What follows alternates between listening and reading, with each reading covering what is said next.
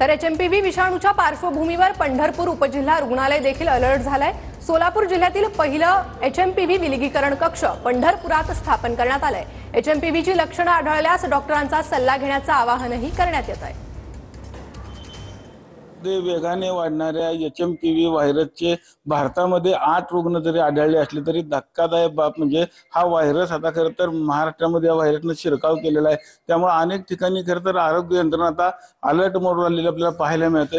विशेष म्हणजे पंढरपूरमध्ये विठ्ठलाच्या दर्शनाकरता हजारोच्या संख्येने भाविक खरं तर पंढरपूरमध्ये येत असतात।